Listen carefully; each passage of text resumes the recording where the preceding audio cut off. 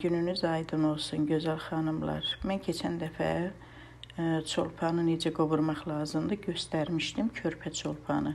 Ancaq bu dəfə biraz sümükləmiş olduğu üçün bunu da necə qovurmaq lazımdır onu göstərirəm. Baxın, bu uc hissəsi, sümüyünün, döşünün uc hissəsində olan xəmirçək artıq sümüklüyübdür. Demək bu qart toyuqdur, bərk toyuqdur. Üzərinə çıxan qədər su töküb qoymuşam.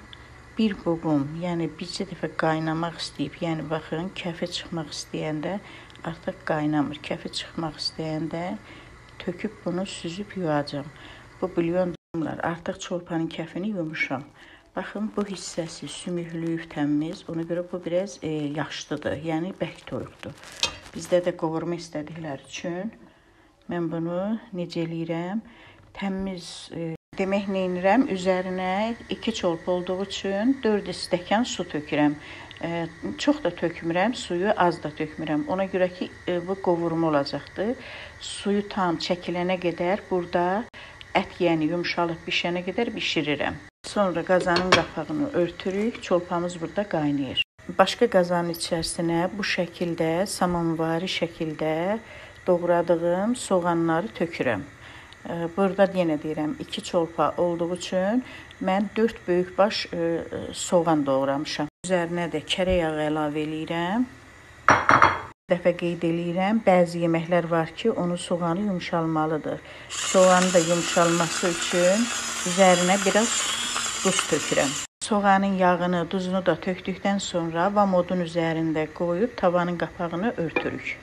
Artıq çolpamız da burada özü qaynayır.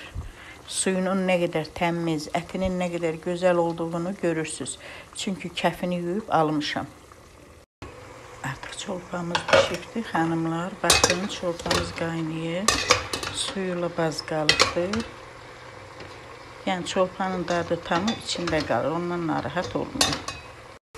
Baxırıq soğanımızda, artıq soğanımız da baxın, burada qovrulur.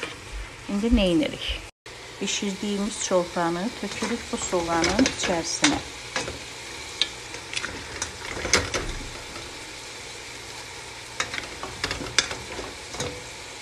Tökürük soğanın içərisinə. Qaynatdığım bax bu toyuq ətini suyla bərabər tökürəm bu soğanın içərisinə və yaxşı qarışdırıram. Qaynadan da duz tökməmişdim, azacıq soğanına tökmüşdüm. İndi duzunu da əlavə edirəm.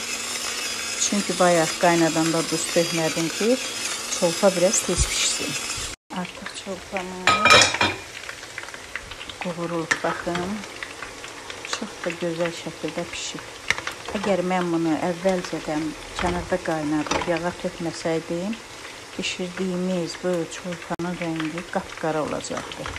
Çünki soğanla, yağla qaynayanda hazırladığınız yeməyin bərk olduğuna görə rəngi olacaqdı qapqara.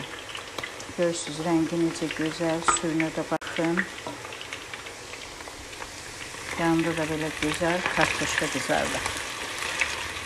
Artıq çolpamız qovurulub, baxın. Çox da gözəl şəkildə pişib. Əgər mən bunu əvvəlcədən kənarda qaynadıb, yağa tökməsəydim, pişirdiyimiz bu çolpanın rəngi qapqara olacaqdı. Çünki soğanla, yağla qaynayanda hazırladığınız yeməyin bərk olduğuna görə rəngi olacaqdı qapqara.